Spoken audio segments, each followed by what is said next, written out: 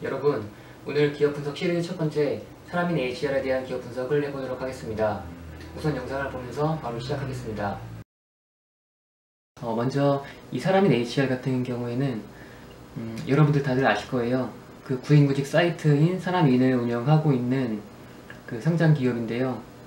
저도 이 사람인 HR 같은 경우에는 상장된 회사인지를 몰랐어요. 그러다가 어떻게 우연치 않게 알게 돼서 기업 분석을 해봤는데 비즈니스 모델이라던가 좋아 보이는 부분이 있어서 좀 더 자세하게 분석을 해보니 괜찮은 기업이라고 생각이 들었습니다. 그래서 이제 이 사람인 HR 같은 경우에는 제가 작년 9월에 스터디에서 발표를 했던 종목이에요. 그 종목에 대해서 소개를 한번 해보겠습니다.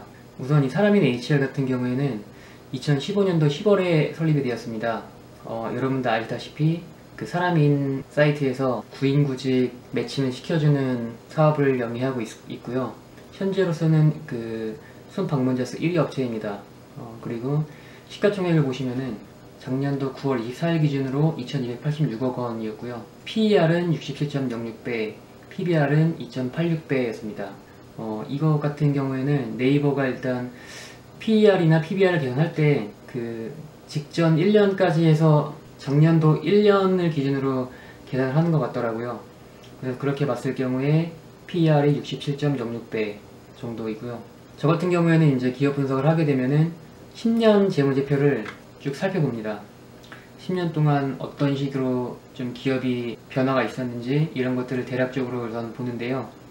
2009년도부터 2017년도까지 재무제표를 보시면은 우선 매출액 같은 경우에는 꾸준하게 상승을 했습니다. 2009년도에 205억의 매출액이었는데 2017년도에는 813억의 매출액을 기록을 했고 꾸준하게 매출이 늘어나고 있는 형태를 보입니다. 영업이익도 마찬가지로 매출액이 늘어나면서 영업이익과 순이익도 꾸준하게 조금씩 늘고 있는 모습을 보입니다. 여기서 우리가 좀 봐야 될 것은 2012년도랑 2013년도 그 사이쯤에 유상증자를 한번 한 적이 있어요. 이 기업이 유상증자를 했었고, 그리고 17년도에는 그 소송 합의금으로 120억의 합의금을 물어주게 되어서 당기순이익이 34억으로 나타나게 되죠. 이거는 이제 경쟁사인 잡코리아와 소송이 걸려서 그 소송에 따른 비용이 발생된 부분인데요. 이게 이제 네이버 PER을 계산할 때 바탕이 되어서 PER은 67.06으로 굉장히 높아 보이는 것처럼 지금 나타납니다. 매출 구성을 보면은 그 매칭 플랫폼이 59.02%를 차지하는데, 매칭 플랫폼이라는 게 이제 구인구직 광고를 연결시켜주는 그 사업을 말하고요. 그리고 인재 파견이 40.38%, 헤드헌팅이 0.6% 등으로 구성이 되어 있습니다. 먼저 매칭 플랫폼에 대해서 살펴볼게요. 사람인 HR 같은 경우에는 이 매칭 플랫폼이 주 수익원입니다. 거의 모든 영업이익이 매칭 플랫폼 쪽에서 발생이 되고, 이 매칭 플랫폼이라는 것은 이 사람인 사이트에 구인을 원하는 기업이 구인 광고를 내게 되면은 그 광고비를 사람인에게 지불해야 되는데, 그 지불되는 금액이 사람인에게 매출액으로 잡히게 됩니다. 제가 이 사람인 HR에 관심을 두었던 이유가 하나가 그 비즈니스 모델이 좋았다고 했는데, 어떤 비즈니스 모델을 갖고 있는지 한번 살펴보겠습니다. 제가 알기로는 그 과거 미국 같은 경우에는 주 단위로 나눠져 있는데 지역 신문이 각각 있거든요. 그래서 그 지역 신문에 광고주들은 광고를 하게 되고, 그리고 구독자들은 그 지역 신문에 있는 구독을 하면서 광고 정보를 듣게 되는데요. 이 비즈니스 모델 같은 경우에는 승자 독식이 되는 것이 있어요. 무슨 말이냐면은 우선은 광고주들 같은 경우도 사람들이 많이 보는 신문에 광고를 더 내고 싶어 할 거예요. 그래야 광고 효과가 크니까요. 그렇기 때문에 광고주들은 그 구독자 수가 많은 신문에 더 광고를 하려고 하고, 그리고 구독자도 마찬가지로 이런 광고라던가 뭐 정보들을 얻기 위해서는 신문을 읽어야 되는데, 그 신문을 읽을 때 같은 가격이면은 이왕이면은 광고 수가 더 많은 것, 더 두꺼운 신문, 정보가 많은 신문, 이런 것들을 이용하게 됩니다. 그렇게 될 경우에는 선순환 구조가 형성이 되는데요.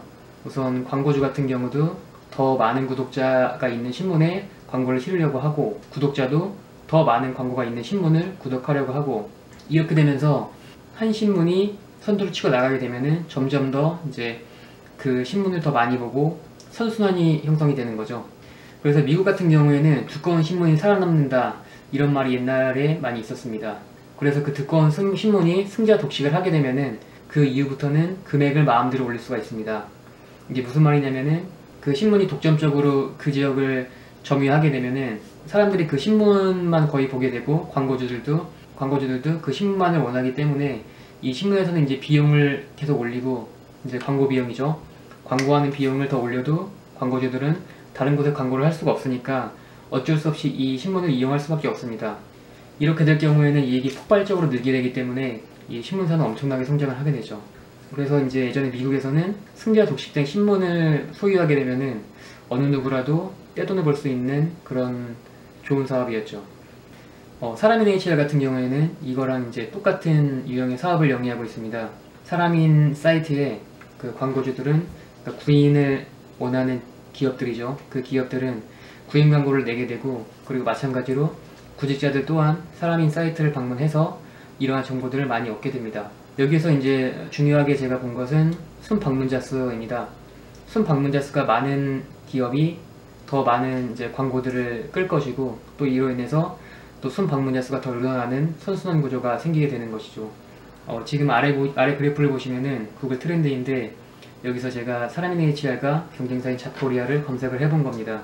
파란색이 사람인 HR이고 빨간색이 잡코리아인데, 처음에는 잡코리아가 2004년부터는 많이 앞서 있었어요. 그러다가 사람인 HR이 중간에 치고 올라가면서 지금은 사람인 HR이 잡코리아보다 순방문자 수가 더 많게 되죠. 그리고 오른쪽에 있는 그래프는 기존에 있던 자료인데, 마찬가지로 사람인 HR이 순방문자 수가 잡코리아보다는 많이 높은 상태입니다.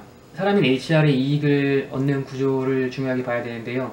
사람인 HR 같은 경우에는 그 유료화율이라는 게 굉장히 중요합니다. 유료화율은 뭐냐면은 이 사람인의 광고를 올리게 될 경우에 유료 광고가 있고 무료 광고가 있는데, 유료 광고가 이제 직접적으로 매출이 연관되는 광고죠. 그리고 무료 광고는 이제 무료로 그냥 광고를 하는 거고요. 무료 광고와 유료 광고의 차이점이 있는데, 유료 광고를 할 경우에는 그 결과값이 메인 페이지 상단이라던가 검색 상단 등에 좀 노출이 잘 되는 곳에 배치가 됩니다. 그리고 배너 사이즈가 커지게 되죠. 그럼 사람들의 눈에 더 잘 띄게 되는 그런 위치에 이제 광고가 되는 거고요. 무료 광고는 그거랑은 반대로 좀 더 사람들 눈에 띄지 않는 곳에 광고가 나타나게 됩니다. 상품을 보시면은 PC 로고 상품이 있고 PC 텍스트 상품이 있고, 그리고 모바일과 인제 데이터 상품이 있는데, 여기서 PC 로고 같은 경우에는 이미지와 글자가 동시에 노출되는 광고고요. 이 로고 매출이 이제 거의 대부분을 차지합니다, 매출에. 그리고 PC 텍스트 상품은 글자만 노출되는 것이고, 모바일 같은 경우에는 이제 모바일 플랫폼을 통한 공고 노출이 되고요. 인제 데이터 같은 경우에는 그 제3자가 그 사람인에 올린 구직자들 이력서를 볼 수 있는 권한을 판매하는 것을 말합니다. 그 오른쪽에 이제 보시면은 로고 가격이 나와 있어요. 그래서 플래티넘 같은 경우에는 일주일에 450만원, 프라임은 일주일에 330만원에서 390만원, 스페셜 같은 경우에는 일주일에 230에서 250만원 정도, 이렇게 상품이 그 등급별로 나눠져 있습니다. 그래서 우리는 이제 유료화율을 중요하게 봐야 되는데, 이 유료화율이 얼마가 되느냐에 따라서 매출이 늘어나거나 줄어들거나 하는 것에 영향을 많이 미칩니다. 그리고 최근에는 모바일 생성세가 가파르게 성장하고 있어요. 모바일 같은 경우가 그 매출에 많은 기여를 하고 있죠. 예, 다음으로 이제 중요한 유료화율과 광고 금액에 대해서 알아보겠습니다. 유료화율 같은 경우에는 2014년도 이후에 지속적으로 좀 늘어나고 있는 추세이고요. 제가 작년도 10월 유료화율을 확인했을 때는 한 4.1% 정도 됐었습니다. 이 유료화율 같은 경우에는 14년도에는 1.7%에서 15년도에 2.5%, 그리고 16년도에는 3.8%, 이게 조금씩 늘어왔는데요. 그래서 18년도는 약 4.1% 정도였습니다. 작년에 제가 조사했을 때요. 유료화율이 중요한데, 이 유료화율을 또 마음대로 높이지 못하는 이유가 있어요. 그것은 매칭 플랫폼 기업들이 성장한 스토리를 보면 이해를 할 수가 있는데요. 사람인이나 잡코리아 같은 경우에는 지금은 거의 양강체제로 그 대한민국에서 상당히 많은 순방문자 수를 확보하고 있는데, 이전에는 그렇지 않았습니다. 옛날에는 인크루트라던가 스카우트, 그리고 잡링크 등이 이런 사업에 선발주자로 진출했었어요. 그래서 많이 시장을 선점하고 있는 상황이었는데, 이제 이 상황에서 사람인과 잡코리아가 후발주자로 진출을 한 거죠. 후발주자가 이런 사업에서는 선발주자를 따라잡기가 굉장히 힘듭니다.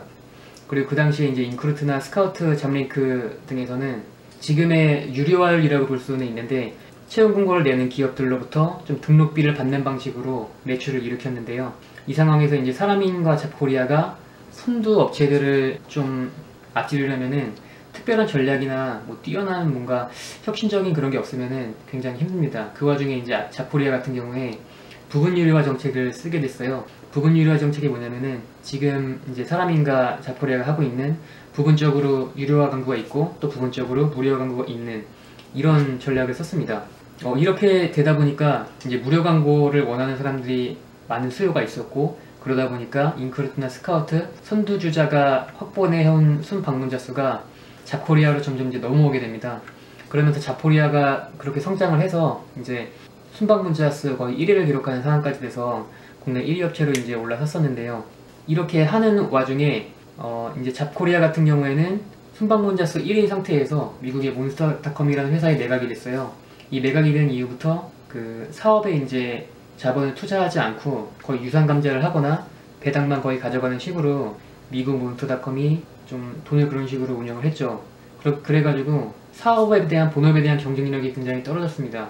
그러다가 이제 이후에 국내 사모펀드에 재매각이 됐는데요. 그러면서 지금의 이제 잡코리아가 유지되고 있는 것이죠. 사람인의 H양 같은 경우에는 그 아까 전에 보시면은 순방문자 수가 잡코리아를 늘었던 시점이 있어요. 이전에는 이제 좀 뒤쳐졌다가 어느 순간부터 이제 더 앞서 나가기 시작한 때가 있는데, 그때가 바로 이제 그 잡코리아가 사업에 더 투자를 하지 않고 이제 유상감자나 배당 등으로 인해 돈을 빼갈 때 사람인의 H 같은 경우에는 본업에 더 투자를 했어요. 그러면서 여러 가지 컨텐츠들을 개발했습니다. 그렇게 컨텐츠들이 발달하게 되니까 이제는 다시 순방문자 수가 사람인 H로 유입이 돼서 사람인이 더 높은 순방문자 수를 유지하게 된 것이죠. 이런 스토리가 있기 때문에 유료화율이란 것을 쉽게 높이지는 못합니다. 유료화율을 급격하게 높이려고 해버리면은 순방문자 수가 이탈하게 되고, 그러면은 다시 이제 악순환이 시작되는 거죠. 그렇기 때문에 이제 사람인과 잡코리아도 한 번에 유료화를 높이기보다는 점진적으로 높여가는 전략을 취하려고 하고 있습니다.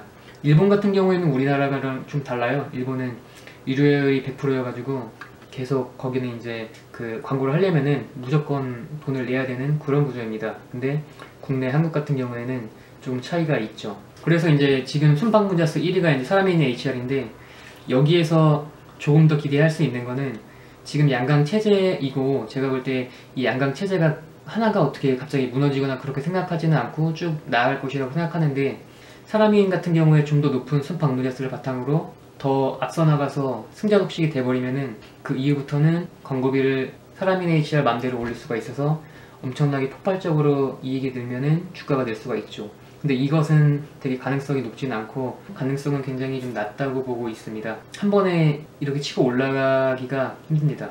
그리고 이제 주목해야 될 게 모바일 쪽 성장인데요. 모바일 매출 같은 경우에는 거의 연 50% 이상씩 고성장을 해왔어요, 지금까지. 그리고 모바일 상품 가격이 지금의 이제 PC 상품 단가보다 35%에서 50% 정도 쌉니다. 그래서 이제 모바일이 많이 성장하고 이쪽이 좀 매출에 기여를 많이 하기 때문에 사람인도 이제 PC 결합 상품의 할인율을 축소하는 방식으로 모바일 상품의 단가를 조금씩 올리고 있어요. 앞으로도 올릴 계획이고요. 그래서 향후에도 모바일 쪽이 이 매출 성장을 주도할 것으로 좀 생각을 하고 있습니다. 사람인의 HR 같은 경우에는 영업 레버리지 효과가 또 다른 장점인데요. 제가 지난번에 예전에 영상에서도 말했는데 이크레더블과 마찬가지의 영업 레버리지 효과입니다. 이런 기업들은 유형자산으로 돈을 버는 게 아니거든요. 유형자산으로 돈을 벌게 되면은 매출이 늘어나려면 그에 따른 공장을 또 토지를 또 사고, 그에 따른 공장을 짓고 뭐 설비들을 사고 인건비 사람들을 고용해서 매출을 늘려야 돼요. 그래서 그런 기업들은 매출이 올라가려면은 비용이 필연적으로 상승할 수밖에 없습니다. 근데 이렇게 유형자산으로 영업을 하지 않는 사람인 HR 같은 경우에는 고정비가 거의 일정합니다. 고정비가 거의 일정하기 때문에 매출이 늘어나게 되면은 그 늘어난 매출이 바로 영업이익으로 올라가게 되는 거죠. 그래서 매출액이 손익분기점을 넘어서 오르게 되면은 영업이익률도 좋아질 뿐만더러 영업이익도 더 높아지게 됩니다. 지금의 경쟁사인 잡코리아 같은 경우에는 그 사모펀드에서 운영을 하고 있는데, 사모펀드에 매각이 된 이후에는 잡코리아도 사업에 많은 투자를 하더라고요. 그리고 경쟁을 좀 하려고 하고 본업에서 뭔가를 하려고 노력을 했는데, 그 전략 중 하나가 2010년도 8월에 그 자코리아가 광고 단가 인하를 했어요. 광고 단가 같은 경우에도 쉽게 올리지 못하는 이유가 이전에 부분 유료화의 영향이 있기 때문에 광고비를 갑자기 올리게 되면은 경쟁사로 그 순방 분야수가 빠져나가서 올리기 힘든 부분이 있는데, 이제 이와 반대 전략을 취한 거죠. 그 자코리아 같은 경우에는 가격을 인하했습니다. 가격을 인하해서 점유율을 늘리려고 했던 것 같은데, 이 부분은 그 사람인 HR의 가격 인하가 없이 유지를 했는데, 순방문자수 추세는 특별하게 변한 게 없었습니다. 그대로 유지가 되고 있습니다. 다음으로는 오프라인 매출에 대해서 살펴볼게요. 오프라인 매출 같은 경우에는 그 인재 파견과 헤드헌팅으로 구분되는데, 인재 파견은 그 매출에서 차지하는 비중은 35% 정도입니다. 근데 초기 투자 비용이 적고 관련 규제가 엄격하지 않아서 진입 장벽이 높은 편이 아니에요. 진입 장벽이 낮습니다. 그리고 이제 파견 근로자가 있으면은 그 파견 근로자의 급여 청구액에 기업의 일정 마진을 포함하게 되는데, 이에 따라서 이제 영업이익률이 낮게 되고 경쟁이 되게 심한 특성을 가지고 있습니다. 영업이익률 거의 2%밖에 안 돼요. 뭐 남는 게 없는 거죠. 아웃소싱이 보편화된 좀 선진국 같은 경우에는 아웃소싱 시스템이 발전하고, 그래서 선진화된 상위 기업이 체계적으로 관리를 해서 좀 운영이 되는데, 그와는 다르게 국내에서는 거의 그렇지 않고 영세한 형태로 운영을 하고 있죠. 헤드헌팅 같은 경우에도 매출액에서 차지하는 비중은 굉장히 낮아요.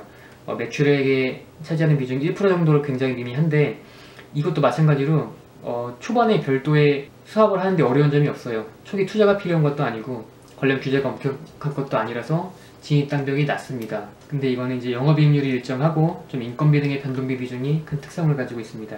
제가 이렇게 사람의 HR을 분석하면서 일본에 대해서 주목을 했어요. 일본에도 분명히 이렇게 매칭 플랫폼 사업을 영위하는 사업이 있을 거예요. 그런 회사가 있고, 상장된 회사를 제가 한번 찾아보려고 노력했습니다. 왜냐하면은 일본 같은 경우에는 한국의 가까운 미래라고 생각을 했기 때문에, 일본에 있는 이런 기업들이 지금 어떻게 하고 있는지를 알면은 사람의 HR에 투자하는 데 있어서 굉장히 도움이 될 것 같다고 생각을 해가지고 한번 찾아봤는데, 제가 구글링을 열심히 해서 찾아봐서 몇 가지를 발견을 했습니다. 그 중에 첫 번째 보면은 리크루트 홀딩스나 뭐 파소 홀딩스 뭐 이런 게 있어요. 이엔재팬. 근데 이런 것들을 제가 봤는데 사람인 HR가 크게 매칭이 1대1로 되지는 않더라고요. 일본 기업들 같은 경우에는 그 지주회사였고 거의, 그래서 구인구직 플랫폼뿐만 아니라 뭐 여행이라던가 주택, 식당, 뭐 자동차, 뷰티 뭐 이런 것들 다 생활 속에 관련된 거를 영위하는 사업을 홀딩스라는 이름을 가진 지주회사가 갖고 있었기 때문에 사람인 HR가 직접적으로 비교가 안 됐어요. 그래서 이거는 크게 뭐 의미가 있지는 않았습니다. 그냥 이 정도? 그 정도였습니다. 그냥 참조할 부분이었고, 사람인 HR에 대한 투자에 크게 영향을 주거나 그런 정보들은 없었습니다. 그리고 다음은 경영자인데요. 경영자는 이제 다우그룹 김민래 회장이 있어요. 이분이 다우데이터의 이제 최대 주주인데, 이 다우데이터가 다우기술을 지배하고, 또 다우기술이 사람인 HR을, 오늘 이렇게 발음이 약간 안 되네요. 발음을 좀 잘 해보도록 하겠습니다. 사람인 HR까지 지배를 하고 있는데요. 작년 초죠. 작년 초 이제 IT 전문가인 김용환 대표이사가 선임되었고, 이분은 과거에 그 나이스 평가 정보 전무, 그리고 한국 신용평가 대표, 이런 좀 IT 기업들의 그 임원을 거치면서 좀 IT 전문가, 이분이 대표이사로 선임이 되었습니다. 내재 가치 같은 경우에는, 저 같은 경우는 이제 내재 가치를 기업을 분석을 하는데, 사람인 같은 경우에 제가 생각한 내재 가치는 그 당시에 작년 9월 24일에 한 2,200억에서 3,250억으로 추정을 하고 있습니다. 그리고 이렇게 기업을 분석을 하면은 그 이후에 어떻게 됐는지 또 계속적인 관리를 해야 됩니다. 작년 9월에 제가 분석을 했고, 그리고 그 이후에 실적이라던가 이런 거 점검을 해야 되는데, 이 당시에는 3분기 실적이 18년도 3분기죠. 실적이 나오지 않았었는데 3분기 실적이 나오니 점검을 해봤습니다. 우선 3분기 실적이 굉장히 잘 나왔어요. 그 이유는 지금까지 하던 그 광고 집행이 종료가 되었고, 그래서 광고비가 절감이 되었습니다. 그 부분이 영업이익으로 들어가 있고, 그리고 모바일 부분이 성장해서 실적이 잘 나왔습니다. 매출이나 영업이익이나 순이익 모두 세 가지 상승을 했습니다. 그리고 18년도 10월 기준으로 그 유료화율이 6.6%대로 좀 상승을 했습니다. 그 전까지 거의 4% 정도 유지하고 있다가 그 작년 10월 정도에 6%대로 상승을 했는데, 근데 이게 좀 일시적으로 유료화율이 오른 것인지 아니면 좀 꾸준하게 지속될 것인지는 계속 모니터링을 할 필요가 있습니다. 그리고 3인 같은 경우도 5시간 근무에 영향을 미쳐서 평일에는 거의 야근을 크게 하지 않고요. 주말에 특근할 경우에는 또 특근 비용이 지급이 되고요. 사람 HL 같은 경우에는 고정비를 관리하는 게 굉장히 중요한 요소예요. 고정비를 더 관리하면 관리할수록 이익이 늘어나기 때문인데요. 이런 부분이 굉장히 중요합니다. 그리고 이제 앞으로도 유료화를 높일 계획이 있는데, 유료화율은 제가 이제 보니까 한 10% 정도까지는 좀 생각을 하고 있더라고요. 회사에서 생각을 하고 있고, 그리고 유료 무료 차이를 좀 주는 방향으로 유료화를 올릴 계획이라고 합니다. 뭔 말이냐면은 좀 더 유료화율이 좀 가격을 지불하더라도 되게 광고 효과라던가 이런 게 훨씬 더 크게 느껴질 수 있게 좀 유료와 무료의 차이를 주는 전략으로 유료화율을 계속 관리해 나갈 예정이고, 그리고 마찬가지로 모바일 부분도 좀 단가는 할인율을 조정해서 인상이 될 계획입니다. 그리고 인크루트 같은 경우에는 지금은 채용시장에서 거의 빠진 것으로 확인이 되고요. 경쟁사는 이제 그래서 그 잡코리아가 유일하게는 아닌데 잡코리아가 큰 경쟁사죠. 그래서 잡코리아 대비 그 사람인의 강점은 좀 AI나 빅데이터를 활용하는 점이라고 좀 생각을 하고 있는 것 같아요. 잡코리아도 마찬가지로 스마트워치라고 해서 이런 식으로 AI 쪽으로 접근하려고 하는데, 이거를 근데 AI나 빅데이터로 보기에는 좀 어려운 점이 있습니다.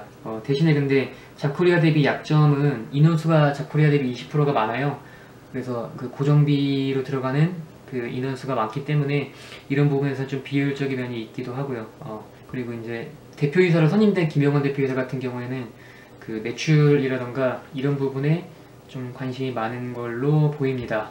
그리고 제가 말 안 한 부분이 하나 있는데, 그 오투잡 같은 경우에, 오투잡이 뭐냐면은 그 재능 마켓인데, 선진국에서는 이런 게 굉장히 발달이 돼 있어요. 자신의 재능을 파는 거예요. 예를 들면은 뭐 오투잡 사이트에 내가 뭘 잘한다, 포토샵을 잘한다, 아니면 영상 편집 같은 걸 잘한다, 이런 것들을 대신 해주고 돈을 건마다 받거나 이런 식으로 하는 거죠. 근데 국내에서는 아직 그렇게 이게 활발하지 않은 상태입니다.